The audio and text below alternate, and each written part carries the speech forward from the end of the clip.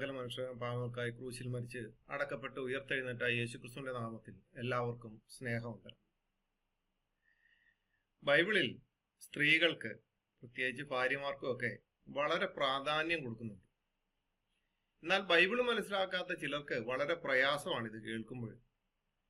സ്ത്രീകളെ ഒരു കറുത്ത തുണിക്കകത്ത് കയറ്റിയവർക്ക് ഇത് കേൾക്കുമ്പോൾ വളരെ ബുദ്ധിമുട്ടാണ്. പ്രത്യേകിച്ച് ഇസ്ലാമിന് ഇതൊക്കെ കേൾക്കുമ്പോഴത്തേനും ബൈബിളിനകത്ത് സ്ത്രീകൾക്ക് കൊടുത്ത പ്രാധാന്യവും കാര്യങ്ങളും ഒക്കെ കേൾക്കുമ്പോൾ അവർക്ക് വളരെ പ്രയാസവും വളരെ ബുദ്ധിമുട്ടുമാണ്. അത് ഇവർക്ക് ഉണ്ടാകുന്ന പ്രശ്നം എന്ന് വെച്ച് കഴിഞ്ഞാൽ, സ്ത്രീകൾ സ്വതന്ത്രയായിട്ട് പോകുന്നത് ഇസ്ലാമിൽ പൂർണ്ണമായി അവർക്ക് ഇഷ്ടമുള്ള കാര്യമല്ല. അവർ പറയുന്നത് സ്ത്രീകൾക്ക് വളരെ പ്രാധാന്യമുള്ളത് ഇസ്ലാമിൽ മാത്രമാണെന്ന് ലോകം മുഴുവൻ പരിശോധിച്ചാൽ കാണാമെന്നൊക്കെ അവർ വിളിച്ചു പറയുമ്പോൾ, നിങ്ങൾ എവിടെയാണ് സ്ത്രീകൾക്ക് പ്രാധാന്യം കൊടുത്തിട്ടുള്ളത്? നിങ്ങൾ സ്ത്രീകൾക്ക് പ്രാധാന്യം എവിടെയും കൊടുത്തിട്ടില്ല. നിങ്ങൾക്കത് കൊടുക്കാൻ സാധ്യതയുമല്ല. ഇസ്ലാമിലെ സ്ത്രീകളുടെ അവസ്ഥകളെ പറ്റി പല വീഡിയോസുകളും പല കാര്യങ്ങളും നമ്മൾ കേൾക്കുകയും കാണുകയും എല്ലാം ചെയ്യുന്നുണ്ട്. ഒരു വിവാഹ ജീവിതത്തിൽ പോലും അവർക്ക് നല്ലൊരു സുഖകരമായിട്ടുള്ള ജീവിതം, സമാധാനപരമായിട്ടുള്ള ഒരു ജീവിതം ജീവിക്കാൻ കഴിയുമെന്ന് തന്നെ വളരെ സംശയമായിട്ടുള്ള കാര്യമാണ്.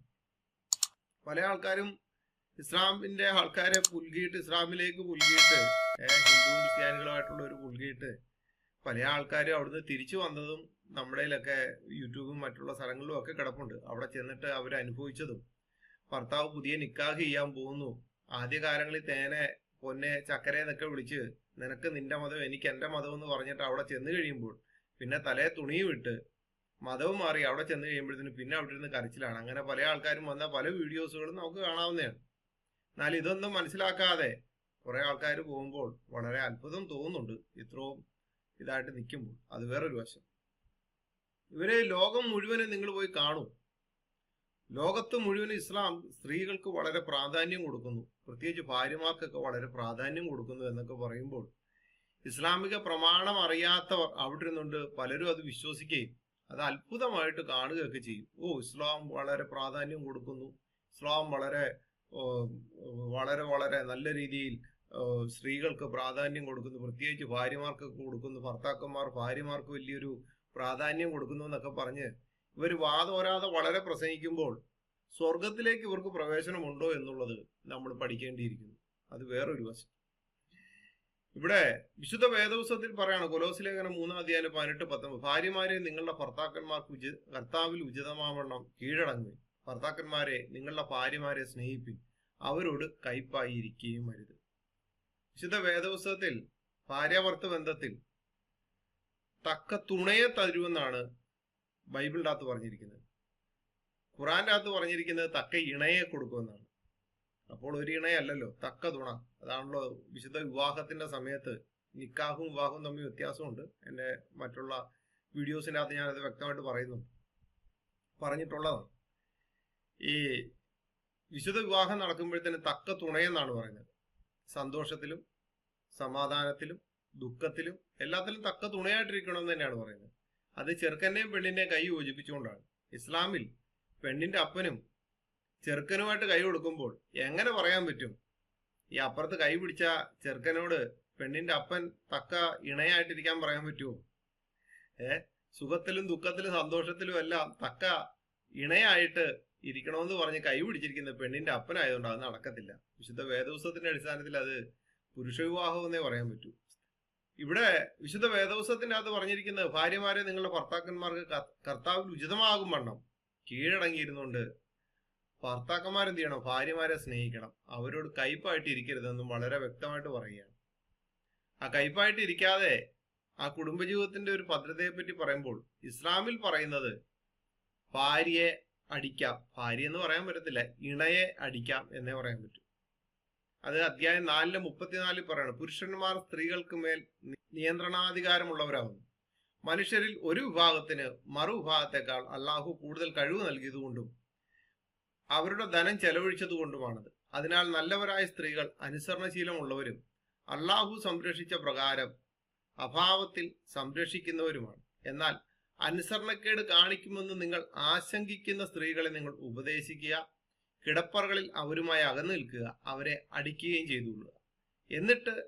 എന്നിട്ട് അവർ നിങ്ങളെ അനുസരിക്കുന്ന പക്ഷം പിന്നെ നിങ്ങൾ അവർക്കെതിരിൽ ഒരു മാർഗവും തേടരുത്. തീർച്ചയായും അള്ളാഹു ഉന്നതനും മഹാനുമാകുന്നു. അധ്യായം 4:34 ഇവരെന്താ അറിയത്തില്ല, പല സ്ഥലത്തും വിളിച്ചു പറയാനുള്ള. ബാക്കിയുള്ളതെല്ലാം ഭയങ്കരമായിട്ട് പറയുന്ന ഏരിയകളാണ്. ഭയങ്കരമായിട്ട് അങ്ങ് വിശദീകരിച്ച് സ്ത്രീകൾക്ക് അതാണ് ഇതാണെന്നൊക്കെ പറഞ്ഞ് അങ്ങ് പുകഴ്ത്തി അങ്ങ് പറയുമ്പോൾ ഇത് മാത്രം അവരെന്തോ വിഴുങ്ങുന്നു. ഇവിടെ സ്ത്രീകളെ ഉപദ്രവിക്കാൻ വേണ്ടി പറയുന്നുണ്ട്, അടിക്കാൻ പറയുന്നത്. എന്നാൽ അനുസരണക്കേട് കാണിക്കുമെന്ന് നിങ്ങൾ ആശങ്കിക്കുന്ന സ്ത്രീകളെ നിങ്ങൾ ഉപദേശിക്കുക, കിടപ്പറകളിൽ അവരുമായി അകന്നിൽക്കുക, അവരെ അടിക്കുകയും ചെയ്തില്ല. ആശങ്ക ഉണ്ടായാൽ മതി. ഒരാശങ്ക, അനുസരണക്കേട് കാണിക്കുന്ന ഒരു ആശങ്ക ഉണ്ടായാൽ മാത്രം മതി അവരെ അടിക്കാം. ഇതൊന്നും ഇവർ വിളിച്ചു പറയത്തില്ല. എന്നിട്ട് പറയും സ്ത്രീകൾക്ക് ഇസ്ലാമിൽ വലിയ ധാർമ്മികത കൊടുത്തിട്ടുണ്ട്. പ്രത്യേകിച്ച് ക്രിസ്ത്യാനികളുടെ അടുത്ത് വന്നിട്ട് പറയും നിങ്ങളുടെ യേശു അല്ലെങ്കിൽ ഈസ, അവരുടെ വാദം അനുസരിച്ച് യേശു ഈസയും രണ്ടാണ്. അപ്പോൾ വന്നിട്ട് പറയും നിങ്ങളുടെ ബൈബിളിൻ്റെ അകത്ത് പറഞ്ഞിരിക്കുന്ന മറിയ, ബൈബിളിൻ്റെ അകത്ത് പറഞ്ഞിരിക്കുന്ന വിശുദ്ധ മറിയയും ഖുറാന്റെ അകത്ത് പറഞ്ഞിരിക്കുന്ന മറിയായിട്ട് യാതൊരുവിധ ബന്ധവുമില്ല. ആ മറിയയെ പറ്റി പറയുമ്പോൾ വളരെ ഇതായിട്ട് വന്നിട്ട് ഒരു അധ്യായം തന്നെ ഉണ്ട്, 19 മറിയ ഒരു അധ്യായം തന്നെ ഞങ്ങൾ എഴുതി വെച്ചിട്ടുണ്ടെന്നൊക്കെ പറഞ്ഞ് ദാവാക്കാരും മറ്റുള്ളവരും തക്കി, മുസ്ലിം ലോകം മുഴുവനും തക്കി അടിച്ച് വരുമ്പോൾ ചില ആൾക്കാർ അത് വിശ്വസിക്കുകയും ചില മനസ്സിണക്കപ്പെട്ടവന്മാര് അതിനോട് യോജിക്കുകയും ചെയ്യുന്നുണ്ട്. മനസ്സിണക്കപ്പെട്ടവന്മാർ അതിനോട് യോജിക്കുന്നുണ്ട്. ബൈബിള് വായിച്ച് മനസ്സിലാക്കിയ ഒരാൾക്കും അതിനെ യോജിപ്പിക്കാൻ പറ്റത്തില്ല. അപ്പൊ ഇങ്ങനെ അടി കൊടുക്കുന്ന ഒരു സമ്പ്രദായത്തിലേക്കാണ് നമ്മുടെ കൂട്ടത്തിൽ നിന്ന് പല ആൾക്കാരും പോയിട്ടുള്ളത്. എന്നാൽ കഴിഞ്ഞ ദിവസം ഒരു ഭാര്യ കുടുംബത്തിൽ സൂക്ഷിക്കേണ്ടത് എന്ന് പറയുന്ന ഒരു വീഡിയോ കാണാനിടയിൽ. വളരെ ശ്രദ്ധയോടെ കേൾക്കേണ്ടതാണ്, അതൊന്ന് കേട്ടു നോക്കാം. അതുകൊണ്ടല്ലേ നബി സല്ലല്ലാഹു അലൈഹി വസല്ലം പറഞ്ഞൊരു വാക്കില്ലേ, ഒരു ഭർത്താവ് മനസ്സുകൊണ്ട് ആഗ്രഹിക്കുകയും രാത്രി അയാളിൽ നിന്ന് നിങ്ങൾ മാറിക്കിടക്കെങ്കിലും ചെയ്താൽ ആ പെണ്ണിന് പടച്ചോന്റെ ശാപമുണ്ട്, അള്ളാഹുവിന്റെ വെറുപ്പുണ്ട്. നബി സല്ലല്ലാഹു അലൈഹി വസല്ലമന്റെ കാലഘട്ടത്തിൽ ബനു ഇസ്രായേലിനെ പറ്റിയിട്ട് റസൂലുള്ളാഹി പറഞ്ഞൊരു വാക്കില്ലേ, ഈ സദസ്സിൽ പറയാൻ എത്രത്തോളം പറ്റുമെന്ന് എനിക്കറിയില്ല. ബനു ഇസ്രായേലിലെ പല ആണുങ്ങളും കുടുംബത്തെ വെറുത്തത് ഭാര്യമാരുടെ ശരീരം മണത്തതുകൊണ്ടാ. ഒരു ഭർത്താവിനെ ശരീരത്തിന്റെ മണം കൊണ്ട് അസ്വസ്ഥതപ്പെടുത്തിയാൽ പോലും കുറ്റ. അവർ പരപുരുഷികളെ തേടിപ്പോയതും വേശ്യാവൃത്തിയിൽ ഏർപ്പെട്ടതും അന്യ സ്ത്രീകളെ തേടിപ്പോയതും ഭാര്യമാരുടെ വൃത്തിഹീനത കൊണ്ടായിരുന്നു ഇസ്ലാമിക ലോകത്തുണ്ട്. ഞാൻ വെറുതെ പറയുന്നല്ല, ഒരാളെ മുൻപ് പറയാൻ പറ്റാത്തതുകൊണ്ട്, അത് പെണ്ണുങ്ങൾ മാത്രമായതുകൊണ്ട് പറയാ. ഒരു യാത്ര കഴിഞ്ഞാൽ അള്ളാഹുവിന്റെ റസൂലുള്ള സഹാബത്തിനോട് പറഞ്ഞു വീട്ടിൽ വിവരം അറിയിക്കണം, ഒറ്റയടിക്ക് വീട്ടിലേക്ക് നിങ്ങൾ കയറി ചെല്ലരുത്. സഹാബത്ത് ചോദിച്ചു എന്തിനാ റസൂലെ? അവളൊന്ന് ഒരുങ്ങട്ടെ, നിങ്ങൾക്ക് സമാധാനം ഉണ്ടാക്കാൻ, നിങ്ങളോട് ചേർന്ന് നിൽക്കാൻ. അവളൊന്ന് ആലോചിച്ചു നോക്കുക. ഓരോ കുടുംബത്തിലും ഇത് രണ്ടു ഭാഗവും സംഭവിക്കാറുണ്ട് കേട്ടോ. ഇയൊന്ന് മേക്ക് ചെയ്യുമെന്ന് പറഞ്ഞാൽ നാട്ടപ്പാതിരിക്കോന്ന് ഓളും ചോദിക്കും, നിങ്ങളൊന്ന് മേക്ക് ചെയ്യുന്ന പറഞ്ഞാൽ ഇനിയിപ്പോ രാവിലത്തെ കുളിച്ചിട്ട് പോകാനല്ലേ എന്ന് മുപ്പരും പറഞ്ഞാൽ അതവിടെ കഴിഞ്ഞു. രണ്ടു ഭാഗത്തേക്ക് ചെരിഞ്ഞു കിടക്കുന്ന ഒരുപാട് രാവുകൾ, രാത്രികൾ. പ്രിയപ്പെട്ടവരെ, അതൊക്കെ ഒരു ഭാര്യ കുടുംബത്തിൽ സൂക്ഷിക്കേണ്ട കാര്യങ്ങളാ. ഈ മുസ്ലിങ്ങൾക്ക് ഒരു കുഴപ്പമുണ്ട് കേട്ടോ. എവിടെ തിരിഞ്ഞാലും എങ്ങോട്ട് തല തിരിച്ചു വെച്ചെന്നാലും ഇസ്ലാമികൾക്ക് ഈ ബനു ഇസ്രായേൽ എന്ന് പറയുമ്പോൾ ഭയങ്കര വെറുപ്പും ദേഷ്യവും ഒക്കെയാണ്. നാണമില്ലാത്ത ജീവിതമല്ലേ നിങ്ങളുടെ മുസ്ലിങ്ങളെ? ഒന്നുമില്ല, അവരിൽ നിന്നല്ലേ കുറെ കാര്യങ്ങൾ നിങ്ങൾ കടമെടുത്ത്, ക്രിസ്ത്യാനികളെ യഹൂദന്മാരിൽ നിന്നുമല്ലേ നിങ്ങൾ കടമെടുത്തോ. ബാങ്ക് വിളിയുടെ വിഷയം വളരെ വ്യക്തമായിട്ട് ഹദീസിന്റെ അകത്ത് പറയുന്നില്ലേ, യഹൂദന്മാരുടെ കാഹള ഊതുന്നതും ക്രിസ്ത്യാനികളുടെ മണിയടിയും അതിനോട് ചേർന്ന് തന്നെയല്ലേ നിങ്ങൾ ബാങ്ക് വിളി അവിടുന്ന് കടമെടുത്തല്ലേ. നിങ്ങൾ ഇത്രത്തോളം ഒക്കെ നന്ദിയില്ലാത്തവരായി തീരുകയാണോ ചെയ്യുന്നത്? ഇനി ഇദ്ദേഹം പറഞ്ഞ ഒരു കാര്യമുണ്ട്, ഈ ഭാര്യ ഭർത്താവ് ബന്ധത്തില് രാത്രിയില് ഭർത്താവിന്റെ കിടപ്പുറയില് ഭർത്താവ് ആഗ്രഹിക്കുമ്പോൾ ചെല്ലുമ്പോഴത്തേന് ചെന്നില്ല എന്നുണ്ടെങ്കിൽ എന്താണ്, അവളെ അള്ളാഹു അല്ലെങ്കിൽ ഭയങ്കരമായിട്ട് അങ്ങ് ശപിക്കുമെന്ന്. ശരിയാണ്, അദ്ദേഹം പറഞ്ഞത് വളരെ ശരിയായിട്ടുള്ള കാര്യമാണ്. ഇവിടെ സൊഹീഹുൽ ബുഖാരി 5193 പറയണ റസൂൽ പറഞ്ഞു, രാത്രിയിൽ ഭർത്താവ് ഭാര്യയെ കിടപ്പറയിലേക്ക് ക്ഷണിക്കുന്നു, ഭാര്യ ആ ക്ഷണം നിരസിച്ചു.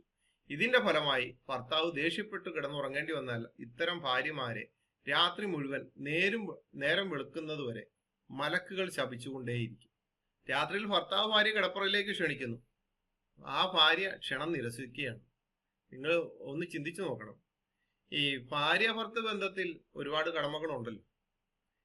ഈ ഭാര്യ അല്ലാത്ത ഇണയായിട്ടുള്ളവരെ ശരിയാണ് ഇങ്ങനെ ശപിക്കാനും ഒക്കെ വിടും. പക്ഷെ സ്വന്തം ഭാര്യയ്ക്ക് തലവേദനയോ ശാരീരികമായിട്ടുള്ള വേദനയോ ക്ഷീണങ്ങളോ മറ്റുള്ളതൊക്കെ ഉണ്ടെങ്കിൽ ആ സമയത്ത് ഒരു പുരുഷന് ആഗ്രഹം തോന്നി വിളിക്കുന്നു, ചെന്നില്ല എന്നുണ്ടെങ്കിൽ വിശുദ്ധ വേദപുസ്തകത്തിലെ ദൈവം ശപിക്കുകയോ ദൂതന്മാരെ വിട്ട് ശപിക്കുകയോ ഒന്നും ചെയ്തതായിട്ട് വിശുദ്ധ വേദപുസ്തകത്തിൽ എഴുതി വെച്ചിട്ടില്ല. അതാണ് തക്ക തുണയും ഇണയും തമ്മിലുള്ള വ്യത്യാസം. ഇനി മലക്കുകൾ മാത്രമല്ല, അല്ലാഹുവും ശപിക്കും.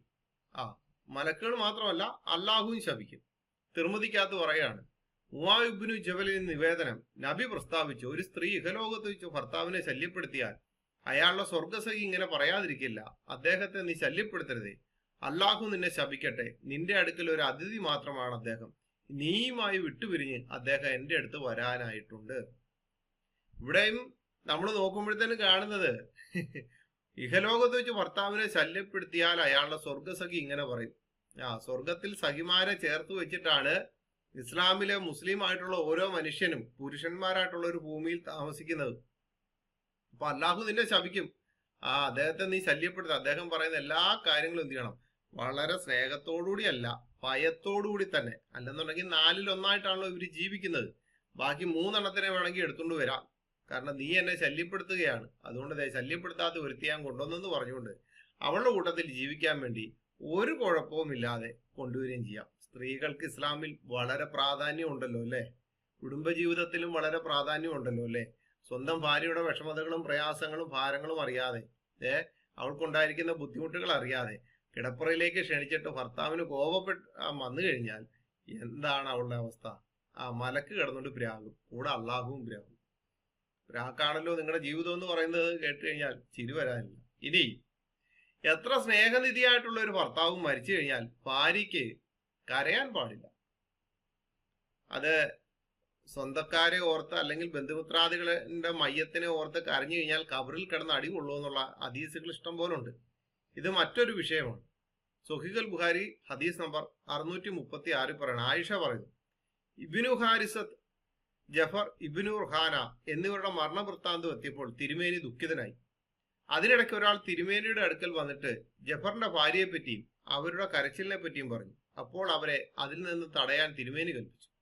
അദ്ദേഹം തിരിച്ചുപോയി കുറച്ചു കഴിഞ്ഞ ശേഷം മടങ്ങി വന്നു. അവർ അദ്ദേഹത്തെ അനുസരിക്കില്ലെന്ന് തിരുമേനിയെ അറിയിച്ചു. അവരെ അതിൽ നിന്ന് തടയാൻ വീണ്ടും തിരുമേനി കൽപ്പിച്ചു.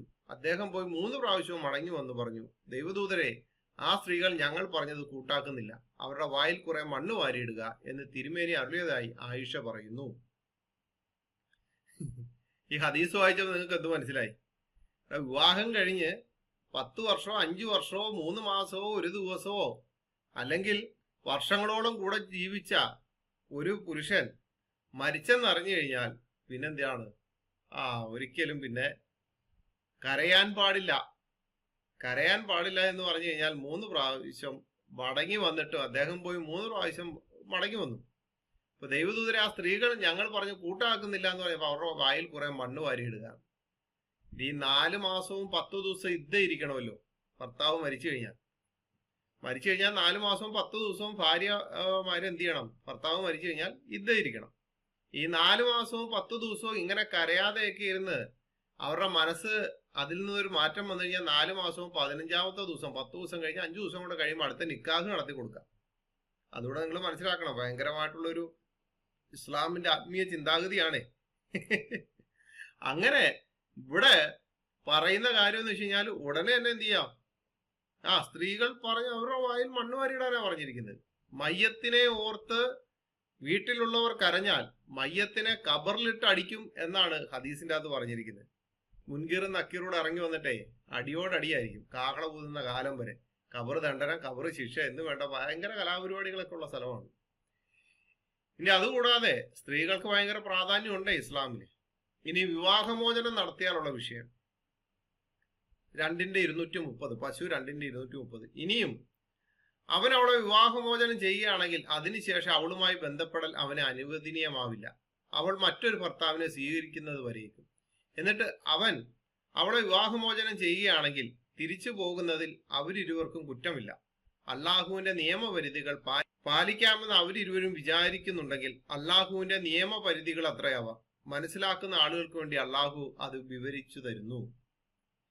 ഇവിടെയും വളരെ ശ്രദ്ധയോടെ നമ്മൾ വായിച്ചു കഴിഞ്ഞാൽ കാണുന്ന കാര്യമാണ്, അവളെ വിവാഹമോചനം ചെയ്യാൻ അതിനുശേഷം അവളുമായി ബന്ധപ്പെടൽ അവന് അനുവദനീയമല്ല. അവൾ മറ്റൊരു ഭർത്താവിനെ സ്വീകരിക്കുന്നവരേക്കും. മറ്റൊരു ഭർത്താവിനെ സ്വീകരിച്ചെന്ന് വെച്ചാൽ ആദ്യ ഒരു ഭാര്യനെ ഈ പുയ്യാപ്പള ഉപേക്ഷിച്ചു, തെറ്റായി പോയെന്നും പറഞ്ഞുകൊണ്ട് അവളെ തിരിച്ചെടുക്കണമെങ്കിൽ എന്ത് ചെയ്യണം?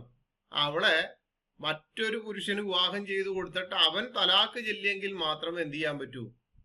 പഴയ ദാമ്പത്യ ജീവിതത്തിലേക്ക് അവൾക്ക് തിരിച്ചു വരാൻ പറ്റത്തുള്ളൂ.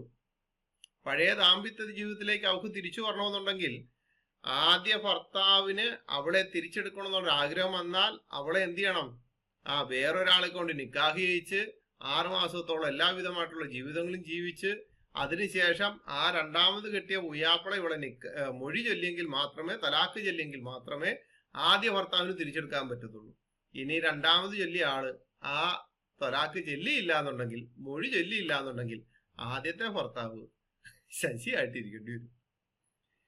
എന്നാൽ വിശുദ്ധ വേദപുസ്തകത്തിലേക്ക് വരുമ്പോൾ ആവർത്തന പുസ്തകം 24 അധ്യായം 1 മുതൽ 4 വരെയുള്ള ഭാഗം വായിക്കും ഇങ്ങനെയാണ്: ഒരു പുരുഷൻ ഒരു സ്ത്രീയെ തെരഞ്ഞെടുത്ത് വിവാഹം ചെയ്ത ശേഷം അവളിൽ ദൂഷ്യമായ വല്ലതും കണ്ടിട്ട് അവന് അവളോട് അനിഷ്ടം തോന്നിയാൽ ഒരു ഉപേക്ഷണ പത്രം എഴുതി കയ്യിൽ കൊടുത്ത് അവളെ വീട്ടിൽ നിന്ന് അയക്കണം.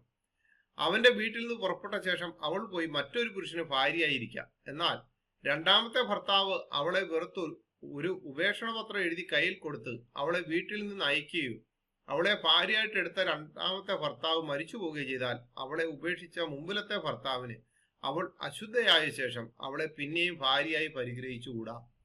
അത് യഹോവയുടെ മുമ്പാകെ അറപ്പാകുന്നു. നിന്റെ ദൈവമായ യഹോവ നിനക്ക് അവകാശമായി തരുന്ന ദേശം നീ പാപം കൊണ്ട് മലിനമാക്കരുത്. ഈ വാക്യം വായിക്കുമ്പോഴത്തേനും മുസ്ലിങ്ങൾക്ക് ഇതൊക്കെ കാണുമ്പോൾ ഭയങ്കര ബുദ്ധിമുട്ടാണ്. കാരണം ഒരുത്തൻ മരിച്ചു 4 മാസവും 10 ദിവസവും കഴിഞ്ഞ് അവളെ ആഗ്രഹിച്ചവന് വേണേൽ നിക്കാഹ് ചെയ്യാം. അത് അവർക്കുള്ളൊരു ആഗ്രഹമായിരിക്കുമല്ലോ. എന്നാൽ വിവാഹം ചെയ്ത ശേഷം അവൾ ദൂഷ്യമായത് വല്ലതും കണ്ടിട്ട് അവന് അവളോട് അനിഷ്ടം തോന്നിയാൽ ഒരു ഉപേക്ഷണ പത്രം എഴുതി കയ്യിൽ കൊടുത്ത് അവൾ എന്ത് ചെയ്യണം? വീട്ടിൽ നിന്ന് അയക്കണം. ബൈബിളിനകത്ത് പറഞ്ഞിരിക്കുന്ന കാര്യങ്ങൾ ഉപേക്ഷണ പത്രം കൊടുക്കണത്, അല്ലാതെ നേരെ ഈ കൈയുടെ തണ്ടയെ പിടിച്ചിട്ട് 1-ാം തലാക്ക് 2-ാം തലാക്ക് 3-ാം തലാക്ക് എന്നും പറഞ്ഞുകൊണ്ടിരിക്കുന്നതിനൊക്കെ ഇതൊക്കെ കണ്ടും കേട്ടും പോയവര് എന്തോ വലിയ സംഭവമാണെന്ന് പറഞ്ഞിട്ട് അങ്ങോട്ട് പോയവര് 4-1 ജീവിക്കുമ്പോൾ 4-1 കൃഷിയിടമായിട്ട് 4-1 കൃഷിയിടമായിട്ട് നീയൊക്കെ ജീവിക്കുമ്പോൾ ഒന്ന് ആലോചിച്ചോണം.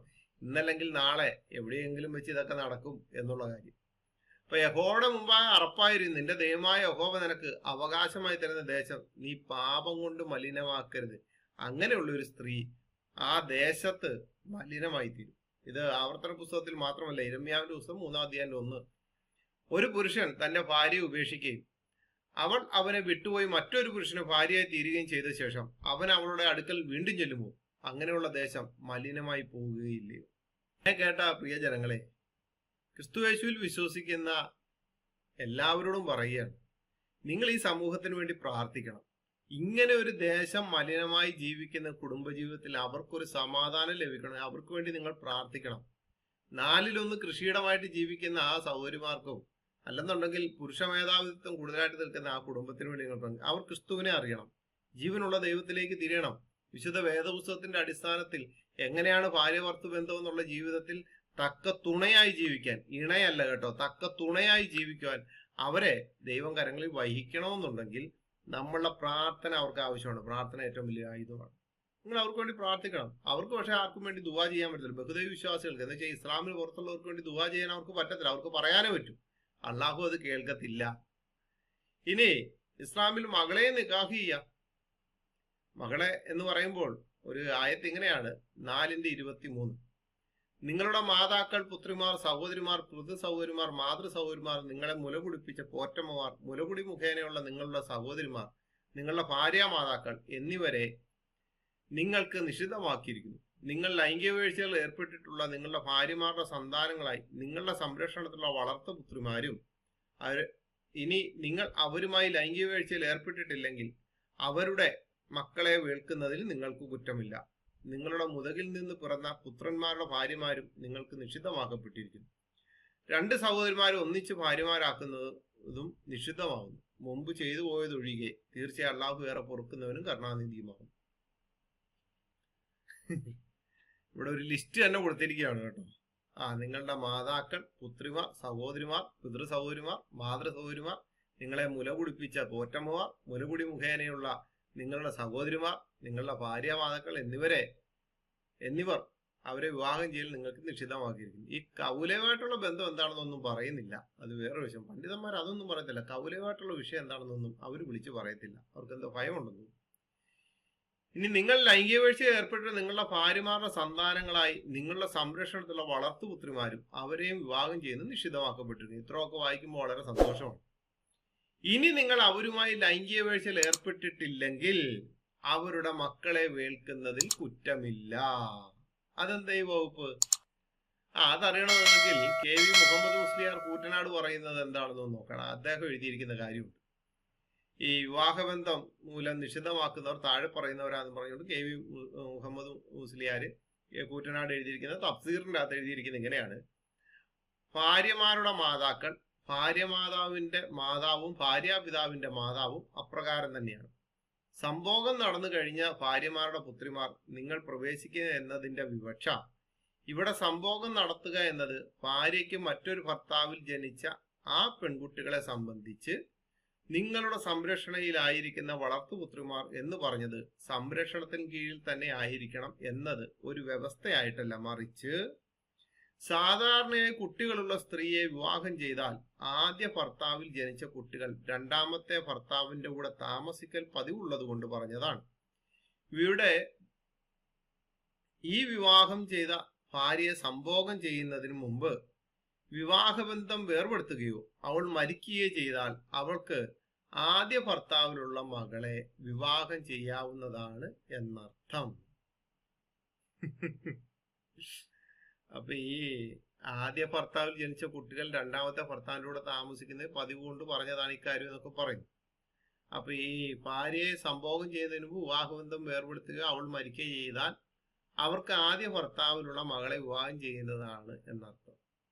ഈ നിങ്ങൾ ഇതൊന്ന് ചിന്തിക്കണേ. അപ്പൊ ഈ ആദ്യ ഭർത്താവ് മരിക്കുകയോ അല്ലെന്നുണ്ടെങ്കിൽ ഒഴിവായി പോവുകയോ ചെയ്തിട്ട് രണ്ടാമത്തെ ഭർത്താവ് വന്നല്ലോ. ഈ രണ്ടാമത്തെ ഭർത്താവ് വരുമ്പോഴത്തേന് ഈ നിക്കാഹിന്റെ ഈ ബന്ധം ഉറപ്പിക്കുന്നതിന് മുമ്പ് പറയുന്ന ഒരു കാര്യമുണ്ടല്ലോ, എനിക്കുണ്ടായ കുട്ടികളെ നിങ്ങളുടെ മക്കളായിട്ട് തന്നെയല്ലേ നിങ്ങൾ കാണുന്നതെന്നുള്ള ഒരു ചോദ്യമൊക്കെ സ്വാഭാവിക അരിയാഹാരം കഴിക്കുന്ന മലയാളികളല്ല ആരാണെങ്കിലും ചോദിക്കും. ഭക്ഷണം കഴിക്കുന്ന ഭക്ഷണം കഴിക്കുന്ന വേറെ എന്തെങ്കിലും കഴിക്കുന്നവർ ചിലപ്പോൾ ചോദിക്കത്തില്ലായിരിക്കും. അവരുടെ കണ്ണും ഒക്കെ വേറെ എന്തെങ്കിലും ആയിരിക്കും. സാധാരണ നിശ്ചയമൊക്കെ നടന്നു കഴിയുമ്പോഴത്തേക്കും സംസാരിക്കുമ്പോഴത്തേനും പറയുമല്ലോ, ഈ നിൽക്കുന്ന പെണ്ണിന് 2 പെൺകുട്ടികളുണ്ട്, ആ പെൺകുട്ടികളെ നിങ്ങളുടെ മകളായിട്ട് തന്നെയാണോ കാണുന്നതെന്ന് ചോദിക്കും. ഇദ്ദേഹം സ്വാഭാവികമായിട്ട് എന്ത് പറയും? അതേന്ന് തന്നെയല്ലേ പറയത്തുള്ളൂ, അല്ലാതെ പറയുമോ? അതേന്ന് തന്നെ പറയും. ആ പറഞ്ഞതിന് ശേഷം ഈ ബന്ധം വേർപെടുത്തുകയോ അല്ലെന്നുണ്ടെങ്കിൽ വിവാഹബന്ധം വേർപെടുത്തുകയോ അവൾ മരിക്കുകയോ ചെയ്താൽ അപ്പൊ ഈ കുട്ടിയെ നിക്കാഹ് ചെയ്യാം എന്ന് പറയുന്ന അർത്ഥം അതങ്ങോട്ട് മനസ്സിലാകുന്നില്ല. അപ്പൊ സ്വന്തം മകളെ അല്ലെന്നുണ്ടെങ്കിൽ ആദ്യ ഭാര്യയിൽ ഉണ്ടായിരുന്ന കുട്ടിയെ നിക്കാഹ് ചെയ്യുമ്പോൾ എന്നിട്ട് ഇവര് പറയുന്നതാണ് സ്ത്രീകൾക്ക് ഇസ്ലാമിൽ വലിയ പ്രാധാന്യം കൊടുത്തിട്ടുണ്ട്, ലോകം മുഴുവനും ഒന്ന് അന്വേഷിച്ചാൽ മതി എന്നൊക്കെ പറയുമ്പോൾ നിങ്ങളുടെ പണ്ഡിതന്മാർ എഴുതി വെച്ചൊന്നും നിങ്ങൾ പുറത്തേക്ക് പറയാതെ മറ്റുള്ളവരുടെ മുമ്പിൽ ചെന്ന് നിന്നിട്ട് ഭയങ്കര സംഭവമായിട്ടൊക്കെ പറയുന്നത് നാണം ലജ്ജ എന്ന് പറയുന്ന സാധനം നിങ്ങൾക്കില്ലേ? ഉളുപ്പില്ലേ നിങ്ങൾക്ക്? എത്രയോ സ്ത്രീകൾക്കെതിരെ മോശമായിട്ട് വരെ എഴുതി വെച്ചിട്ട് ഒരു വാപ്പ മരിച്ചുപോയ ഒരു മകൾക്ക് അവളുടെ ഉമ്മ വേറൊരു വിവാഹം കഴിച്ചു വരികയാണെന്നുണ്ടെങ്കിൽ ആ കുട്ടിക്ക് ഉണ്ടാകുന്ന ഏറ്റവും വലിയ സന്തോഷമാണ്, എൻ്റെ വാപ്പ മരിച്ചുപോയി, എൻ്റെ ഉമ്മയ്ക്ക് ഒരു പുതിയൊരു ഭർത്താവിനെ ലഭിച്ചു. പക്ഷെ ഈ കുട്ടിയും വാപ്പാന്ന് തന്നെയല്ലേ വിളിക്കുന്നേ. നാളെ ഒരു ദിവസം ആ പെൺകുട്ടിയെ ആ ഉമ്മ മരിച്ചു പോവുകയാണെങ്കിൽ, പെൺകുട്ടിയുടെ അമ്മ മരിച്ചു പോകുമ്പോൾ അല്ലെങ്കിൽ വിവാഹബന്ധം വേർപെടുത്തുകയോ ചെയ്തു കഴിഞ്ഞാൽ ഈ മകളെ എനിക്ക് നിക്കാഹ് ചെയ്യണം, അത് ഇസ്ലാമിന്റെ നിയമമാണെന്ന് പറയുമ്പോൾ നിങ്ങൾ എന്താണ് അവസ്ഥ? സംഭവിക്കാൻ ചിന്തിക്കുന്നതിനേക്കാൾ അപ്പുറമാണ് നിങ്ങളുടെയൊക്കെ കാര്യങ്ങൾ. എന്നിട്ട് ഇതെല്ലാം മറച്ച് പൂട്ടിക്കെട്ടി പുസ്തകത്തിന്റെ അകത്ത് അങ്ങോട്ട് ഒതുക്കി വെച്ചിട്ട് നാളെ നിങ്ങളെ വിളിച്ചു പറയണം സ്ത്രീകൾക്ക് ഭയങ്കര ധാർമ്മികതയാണ് ഇസ്ലാമിൽ. ഉളുപ്പില്ലാതെ അധികം. ഇനി ഒന്നിലധികം ഭാര്യമാരുണ്ടെങ്കിൽ പോലും എങ്ങനെയായിരിക്കണം ശയനം? ഒന്നിലധികം ഭാര്യമാരുടെ കൂട്ടത്തിലുള്ള ശയനം വരെ വളരെ വ്യവസ്ഥയായിട്ടൊക്കെ ഇവര് പറഞ്ഞിരിക്കുന്നത്. അതിങ്ങനെ എഴുതിയിരിക്കും, ഒന്നിലധികം ഭാര്യമാർ ഉണ്ടെങ്കിൽ ശയനം പോലും എങ്ങനെയെന്ന് പറയുന്നുണ്ട്. അതിൽ അല്ലാമ കസാനി പറയുന്നു, ചിലർക്ക് ഒന്നിലധികം ഇണകൾ ഉണ്ടാവാം. അങ്ങനെയാണെങ്കിൽ അവർക്കിടയിൽ നീതി പുലർത്താൻ നിർബന്ധമാണ്. സഹശയനത്തിൽ ഊഴത്തിലും ഭക്ഷണത്തിലും വസ്ത്രത്തിലും സമത്വം പാലിക്കുക എന്നതാണ് നീതി കൊണ്ടുള്ള വിവക്ഷ. സഹശയനം വീതിച്ചു കൊടുക്കുന്നതിൽ കന്യക, വിധവ, യുവതി, വൃദ്ധ, നവോഢ, ആദ്യ ഭാര്യ, മുസ്ലിം, വേദക്കാരി തുടങ്ങിയവരെല്ലാം തുല്യരത്രേ. ഈ ഒന്നിലധികം ഭാര്യമാരുള്ളപ്പോഴത്തേനും അടുത്ത എപ്പിസോഡ് കർത്താവ് അനുവദിച്ച് ചെയ്യുകയാണെന്നുണ്ടെങ്കിൽ ഈ ഭാര്യമാരെയൊക്കെ എങ്ങനെ ചീട്ടിട്ട് വിഭാഗിച്ചു എന്നുള്ള എല്ലാ ഹദീസുകളിൽ നിന്ന് പറയാൻ ആഗ്രഹിക്കുന്നു. ദൈവം അനുവദിച്ചാൽ അത് ചെയ്യാൻ ആഗ്രഹിക്കുന്നു. ഇവിടെ സഹശയനത്തിലും ഊഴത്തിലും ഭക്ഷണത്തിലും വസ്ത്രത്തിലും സമത്വം പാലിക്കുന്നതാണ് നീതി കൊണ്ടുള്ള വിവക്ഷ. ഇനി സഹശയനം വീതിച്ചു കൊടുക്കുന്നത് ആരൊക്കെയാണെന്നൊന്ന് നോക്കണം. കന്യക, വിധവ, യുവതി, വൃദ്ധ. അതങ്ങോട്ടും മനസ്സിലാകുന്നില്ലല്ലോ.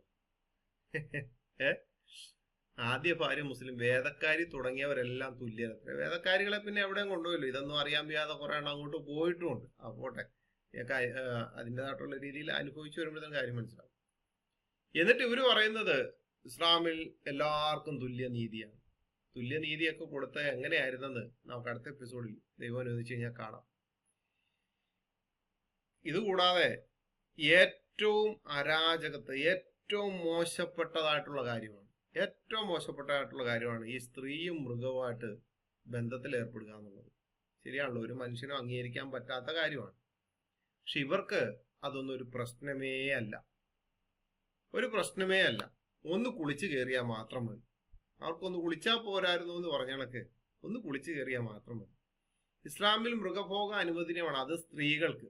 പുരുഷന്മാരെക്കാൾ അധപ്പതിച്ച ജീവിതമാർഗം സ്ത്രീകൾക്ക് കൊടുത്തിരിക്കുന്ന ഒരു കൂട്ടരുണ്ടെങ്കിൽ അത് ഇസ്ലാം അല്ലാതെ വേറെ ഒന്നുമല്ല.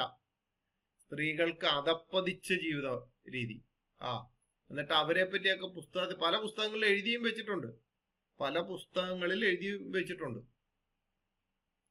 അതില് ഒന്ന് രണ്ട് കാര്യം നിങ്ങളൊന്ന് കേൾക്കണം. ഇങ്ങനെയാണ് എഴുതിയിരിക്കുന്നത്: ഒരു മൃഗത്തിന്റെ ലിംഗം സ്ത്രീയുടെ മുൻദ്വാരത്തിലോ പിൻദ്വാരത്തിലോ പ്രവേശിച്ചാൽ കുളി നിർബന്ധമാകുന്നതാണ്. ഒരു മനുഷ്യന്റെ ലിംഗത്തിന്റെ മിതമായ ഹസ്ഫയുടെ അളവ് എത്രയാണോ അത്രയും അളവ് മൃഗത്തിന്റെ ലിംഗത്തിൽ നിന്ന് ഹസ്ഫായി പരിഗണിക്കുന്നു.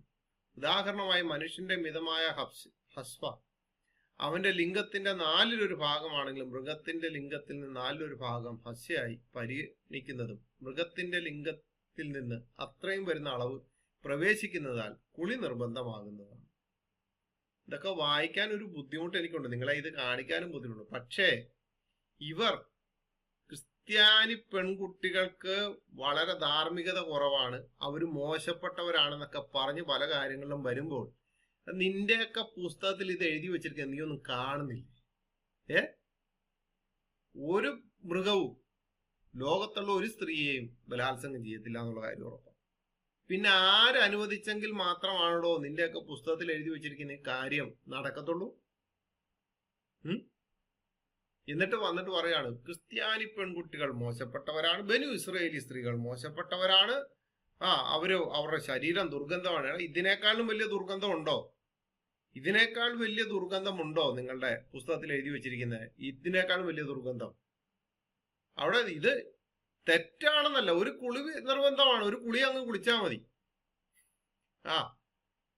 അവരുടെ പുസ്തകത്തിൽ ഈ വിഷയം മുസ്ലിങ്ങൾക്കൊരു മാർഗദർശിനി എന്നും പറഞ്ഞ ഒരു പുസ്തകമുണ്ട്. മുസ്ലിങ്ങൾക്കൊരു മാർഗദർശിനി എന്നും പറഞ്ഞു. മുസ്ലിങ്ങൾക്കൊരു മാർഗദർശിനി, ഇതാണ് ആ പുസ്തകം. ഇതേ കണ്ടോ? ഈ പുസ്തകത്തിന്റെ 40ാമത്തെ പേജിൽ ഈ സംഭവം എഴുതി വെച്ചിരിക്കുകയാണ്. വളരെ സംഭവമായിട്ട് തന്നെ എഴുതി വെച്ചിരിക്കുന്നത്. അത് എങ്ങനെയാണെന്നറിയോ? എന്നിട്ട് ഈ പുസ്തകത്തിന്റെ ഇത് എഴുതിയിരിക്കുന്നതാണ്: സ്ത്രീ കുടുംബത്തിന്റെ കേന്ദ്രമാണ്, പുതിയ തലമുറയുടെ പണിപ്പുരയാണ്. ഇവിടെ ഇസ്ലാമിലെ സ്ത്രീയെ സമഗ്രമായി സമീപിക്കുകയാണ് ഗ്രന്ഥകാരൻ. അവളുടെ ജീവിതമായി കെട്ടുപിണഞ്ഞു കിടക്കുന്ന കർമ്മശാസ്ത്ര നൂലാമാലകൾ ഇഴകീറി ചികഞ്ഞ് ആരാധനയും ദാമ്പത്യ ജീവിതം മതപരമായി ക്രമീകരിക്കുന്ന ഉത്തമ കൃതിയാണിത്. കൂടെ കരുതി നിത്യജീവിതത്തിലെ സംശയങ്ങൾക്കിടയിൽ സഹായിയായി ഉപയോഗിക്കാവുന്ന ഒരു രഹസ്യ ഡയറി കൂടിയാണിത്. ഈ പുസ്തകമേ അതിൻ്റെ അകത്ത് ഈ പുസ്തകമേ ഇവിടെ പറയുന്നത് എന്താണ്? അവളുടെ ജീവിതമായിട്ട് കെട്ടുപിണഞ്ഞു കിടക്കുന്ന സംഭവമാണിത്. ഏതൊരു മൃഗമായിട്ടുള്ള ബന്ധങ്ങളെ പറ്റി. ഇനി ഇദ്ദേഹത്തിന് ഇത് എവിടുന്ന കിട്ടിയെന്നറിയും? ഇവരുടെ ഒരു കർമ്മശാസ്ത്ര പുസ്തകമുണ്ട്, ഫത്തുൽ എന്ന് പറയും. അതിന്റെ 78ാമത്തെ പേജ്, പുസ്തകത്തിന്റെ അകത്ത് 78ാമത്തെ പേജ്. ഇവിടെ പുസ്തകത്തിന്റെ അകത്ത് 78ാമത്തെ പേജിൽ എഴുതിയിരിക്കുകയാണ്. അതിന്റെ ഹെഡിങ് തന്നെ മനുഷ്യപ്പട്ടി എന്നാണ്. ശൈഖുന പറഞ്ഞ മറ്റൊരു കാര്യം: ഒരു നായയോ പന്നിയോ മനുഷ്യ സ്ത്രീയെ പ്രാപിക്കുകയും അതിൻ ഫലമായി ആ സ്ത്രീ ഒരു മനുഷ്യക്കുഞ്ഞിനെ പ്രസവിക്കുകയും ചെയ്താൽ ആ കുട്ടി നജസായിരിക്കും. അതോടൊപ്പം നിസ്കാരം പോലുള്ള കർമ്മങ്ങളെല്ലാം അനുഷ്ഠിക്കാൻ അവൻ ബാധ്യസ്ഥനുമാണ്. അനിവാര്യത പരിഗണിച്ച് മാപ്പ് നൽകപ്പെടുന്നതിനാൽ ആവശ്യമായി വരുമ്പോൾ അവനെ സ്പർശിക്കാവുന്നതാണ്. ജമാഅത്തിനും മറ്റുമായി നനവില്ലാതെ അവന് പള്ളിയിൽ പ്രവേശിക്കാം. നിസ്കാരത്തിന് ഇമാമാവുകയും ചെയ്യാം. കാരണം അവൻ നിസ്കാരം മടക്കി നിർവഹിക്കേണ്ടതില്ല. ഫത്തുൽ അകത്ത് പേജ് 78 പറയുന്ന കാര്യമാണ്. സ്ത്രീയെ ഇത്രത്തോളം മോശമായും തരം താഴ്ത്തിയും കാണിക്കുന്ന ഒരു വിഭാഗമാണ് ഇസ്ലാം. എന്നിട്ടും പറച്ചിൽ കേട്ടാൽ സ്ത്രീകൾക്ക് കൊട്ടക്കണക്കിന് ധാർമ്മികത ഇസ്ലാമിലുണ്ടെന്നാണ്. ഭയങ്കര ധാർമ്മികത, ഭയങ്കര ഇതാണ്. മുസ്ലിം സ്ത്രീകളെ ഇത്രത്തോളം, സ്ത്രീകളെ മുസ്ലിമായിട്ടുള്ളവർക്കാണല്ലോ ഫത്തുൽ മുഈനിന്റെ അകത്തൊന്നും മറ്റുള്ള അവരുടെ ഉസ്താക്കന്മാർ എഴുതിയ ഗ്രന്ഥത്തിൽ നിയമമുള്ള, അല്ലാതെ ഇസ്ലാമിന് പുറത്തുള്ളവർക്ക് അവർക്ക് കൊടുത്തിരിക്കുന്ന നിയമമാണ്. ഏത് ക്രിസ്ത്യൻ പണ്ഡിതന്മാർ, ഏത് ക്രിസ്ത്യാനി സ്ത്രീകൾക്ക് ഇങ്ങനെ ഒരെണ്ണം എഴുതി വെച്ചാൽ നിങ്ങളൊന്ന് കുളിച്ചാൽ മതി, അല്ലെങ്കിൽ അതിലൊരു കുട്ടി ഉണ്ടായി കഴിഞ്ഞാൽ അതിനെ ഇമാമായിട്ട് നിർത്താം, അല്ലെങ്കിൽ ഇങ്ങനെ പറഞ്ഞിരിക്കുന്നത് എവിടെയാണ് എഴുതി വെച്ചിരിക്കുന്നത്? നിങ്ങളോട് ഇങ്ങനെ പറയുന്നതിന്റെ കാരണം എന്താ അറിയോ? നിങ്ങളുടെ പുസ്തകത്തിന്റെ അകത്ത് എഴുതി വെച്ചിരിക്കുന്ന സ്ത്രീകളെ ഇത്രത്തോളം മോശമാക്കിയിട്ട്, ഇസ്ലാമിക സ്ത്രീകളെ, മുസ്ലിം സ്ത്രീകളെ ഇത്രയും മോശമാക്കി വെച്ചിട്ട് നിങ്ങൾ ക്രിസ്ത്യാനികളായിട്ടുള്ള ബനു ഇസ്രായേലി സ്ത്രീകൾക്കെതിരെ വന്ന് സംസാരിക്കുമ്പോൾ നിങ്ങൾ എന്താ ഇതൊന്നും പറയാത്തത്? ബനു ഇസ്രായേലി സ്ത്രീകളുടെ നാറ്റം കാരണമാണ് പരപുരുഷന്മാരുടെ അടുത്തേക്ക് പരസ്ത്രീകളുടെ അടുത്ത് പോയെന്നൊക്കെ പറയുമ്പോഴത്തേനും മുഹമ്മദ് മാര്യത്തിന്റെ അടുത്തേക്ക് പോയത് എന്ത് കണ്ടിട്ടായിരുന്നു പോയത്? മുഹമ്മദ് മാര്യത്തിന്റെ അടുത്തേക്ക് പോയി ശാരീരികത്തിൽ ഏർപ്പെട്ടത് എന്ത് മണം ഉണ്ടായിട്ടാ? ഏത് ഭാര്യയുടെ ദേഹത്തുനിന്ന് മോശമായിട്ടുള്ള മണം അടിച്ചിട്ടാണ് പോയത്? നിങ്ങൾ ഇതൊക്കെ ഈ പുറത്തേക്കൊക്കെ പറയുമ്പോൾ ഒന്ന് ശ്രദ്ധിക്കണം. നിങ്ങളുടെയൊക്കെ പുസ്തകങ്ങൾ ഇപ്പം ജനങ്ങളുടെ കയ്യിൽ കാശ് കൊടുത്ത് മേടിക്കാൻ പറ്റുന്നുണ്ട്. അതിൻ്റെ അതൊക്കെ വായിക്കുമ്പോഴത്തേന് ഇതൊക്കെ ഉണ്ടെന്നുള്ള കാര്യം നിങ്ങളൊന്ന് മനസ്സിലാക്കുന്നത് നല്ലതാണ്. കുറെ ക്ലബ് ഹൗസിലൊക്കെ കുറെ എണ്ണം വന്നിട്ട് പറഞ്ഞു സ്ത്രീകളെ തരം താഴ്ത്തിയത് ക്രിസ്ത്യാനികളാണ്. ഇതിനേക്കാളും അപ്പുറമായിട്ട് തരം താഴ്ത്തിയത് ആരാ? മുസ്ലിങ്ങളെ, നിങ്ങളല്ലേ. ലോകത്തുള്ള സകല സ്ത്രീകളെയും ഇത്രത്തോളം തരം താഴ്ത്തിയത് നിങ്ങളല്ലാതെ വേറെ ആരുമല്ല. ഇത് പറയുമ്പോഴത്തേനും പറയേ വളരെ മോശപ്പെട്ട രീതിയിലാണ് ആ സഹോദരൻ. ഞാനിവിടെ സംസാരിച്ചാൽ നിങ്ങളുടെ പുസ്തകത്തിലുള്ള കാര്യമാണ് എഴുതി വെച്ചിരിക്കുന്നത്. നിങ്ങളത് വായിക്കുകയും കേൾക്കുകയും മനസ്സിലാക്കണം. ഇത് കേൾക്കുന്നവര് മറ്റുള്ളവരിലേക്ക് കൊടുക്കാൻ ചിലപ്പോൾ നിങ്ങൾക്ക് ബുദ്ധിമുട്ടുണ്ടായിരിക്കും. എൻ്റെ യൂട്യൂബ് ചാനലിനകത്തുള്ള ഒന്ന് ഷെയർ ചെയ്യാൻ പോലും ഞങ്ങളുടെ സഹോദരന്മാർക്ക് ബുദ്ധിമുട്ടുണ്ട്. അത് വേറൊരു വശം. അവർക്ക് എന്തോ ഭയമായിരിക്കാം, എന്തുമായിക്കോട്ടെ. പക്ഷെ ഞങ്ങളിത് പറയുന്നതിന്റെ കാരണം, ഞങ്ങളെപ്പോലുള്ളവര്, ഞാനും അനിൽകുമാർ അയ്യപ്പൻ ബ്രദർ, ഞങ്ങളൊക്കെ ഇത് പറയുന്നതിന്റെ കാരണം ഇത്തരം ഒരു ചട്ടക്കൂടിന്റെ അകത്തേക്കാണ് നിങ്ങൾ പോകുന്നത്. അല്ലെന്നുണ്ടെങ്കിൽ നമ്മുടെ കുട്ടികളുടെ പിന്നാലെ ഇവർ സഞ്ചരിക്കുമ്പോൾ ആലോചിച്ചോണം, ഇതിന് ചെലന്തി വലകൾ ഇഷ്ടം പോലെ ഉണ്ട്. അതെല്ലാം കൂടെ കൊണ്ടുപോയിടുന്നത് ഇത്തരം സ്ഥലത്തേക്കാണ്. പക്ഷെ വിശുദ്ധ വേദോസം ബൈബിൾ പറയും നമ്മുടെ കർത്താവായ യേശുക്രിസ്തുവിന്റെ ആ ഒരു അപ്പോസ്തലന്മാരായിട്ടുള്ള ഒരു പലരും, പ്രത്യേകിച്ച് പൗലോസ് അപ്പോസ്തലൻ, പത്രോസ് അപ്പോസ്തലൻ എന്ന് വേണ്ട പലരും വിശുദ്ധ വേദോസത്തിൽ പരിശുദ്ധാത്മാവിനാൽ എഴുതിയിരിക്കുന്ന കാര്യമുണ്ട്. എഫേസ്യ ലേഖനം 5-ാം അധ്യായം 20 മുതൽ 25 വരെയുള്ള ഭാഗം വായിക്കും. നമ്മുടെ കർത്താവായ യേശുക്രിസ്തുവിന്റെ നാമത്തിൽ ദൈവവും പിതാവുമായവൻ എല്ലായ്പ്പോഴും എല്ലാത്തിനും വേണ്ടി സ്തോത്രം ചെയ്തുകൊള്ളുവിൻ. ക്രിസ്തുവിന്റെ ഭയത്തിൽ അന്യോന്യം കീഴ്പ്പെട്ടിരിപ്പിൻ. ഭാര്യമാരെ കർത്താവിനെന്ന പോലെ സ്വന്തം ഭർത്താക്കന്മാർക്ക് കീഴടങ്ങും. ക്രിസ്തു ശരീരത്തിന്റെ രക്ഷിതാവായി സഭയ്ക്ക് തലയാകുന്നത് പോലെ ഭർത്താവ് ഭാര്യയ്ക്ക് തലയാകും. എന്നാൽ സഭ ക്രിസ്തുവിന് കീഴടങ്ങിയിരിക്കുന്നത് പോലെ ഭാര്യമാരും ഭർത്താക്കന്മാർക്ക് സകലത്തിലും കീഴടങ്ങിയിരിക്കണം. ഭർത്താക്കന്മാരെ ക്രിസ്തുവും സഭയെ സ്നേഹിച്ചതുപോലെ നിങ്ങളുടെ ഭാര്യമാരെ സ്നേഹിപ്പിൻ. അടിക്കാനോ പിടിക്കാനോ ചവിട്ടാനോ കുത്താനോ ഒന്നുമല്ല ഇവിടെ പറഞ്ഞിരിക്കുന്നത്. ക്രിസ്തു സഭയെ സ്നേഹിച്ചതുപോലെ നിങ്ങളുടെ ഭാര്യമാരെ സ്നേഹിപ്പാൻ. എത്ര മനോഹരമായിട്ടുള്ള രീതിയിലാണ് എഴുതിയിരിക്കുന്നത്. സ്വന്തം ഭാര്യമാരെ ഭർത്താവിനെന്ന പോലെ സ്വന്തം കർത്താവിനെന്ന പോലെ സ്വന്തം ഭർത്താവിന് കീഴടങ്ങുവിൻ എന്ന് പറഞ്ഞിരിക്കുന്നത് അവിടെ ഭയത്തിന്റെ ഒന്നുമല്ല, സ്നേഹത്തിനാണ്. രണ്ടുപേരും തമ്മിൽ ആദ്യമേ കേട്ട വാക്യം അത് തന്നെയാണ്. രണ്ടുപേരും തമ്മിൽ സ്നേഹത്തോടെ ഒരുമിച്ച് ഒരേപോലെ ഇരുന്ന് ജീവിക്കണം എന്നുള്ള കാര്യമാണ് പറയുന്നത്. അല്ലാതെ ഭയപ്പെട്ട് ജീവിക്കുക എന്നുള്ളതല്ല. ഭയം എന്ന് പറഞ്ഞു കഴിഞ്ഞാൽ സ്നേഹത്താലുള്ള ഭയമുണ്ട്, അല്ലാതുള്ള ഭയവും. എഫേസ്യ ലേഖനം 5-ാം അധ്യായം 28 മുതൽ 33 വരെയുള്ള ഭാഗത്തും ഇങ്ങനെ പറയാണ്, ആവണ്ണം ഭർത്താക്കന്മാർക്കും തങ്ങളുടെ ഭാര്യമാരെ സ്വന്തം ശരീരങ്ങളെ പോലെ സ്നേഹിക്കേണ്ടതാണ്. ഭാര്യയെ സ്നേഹിക്കുന്നവൻ തന്നെത്താൻ സ്നേഹിക്കുന്നു. ആരും തന്റെ ജഡത്തെ ഒരു നാളും പകച്ചിട്ടില്ലല്ലോ.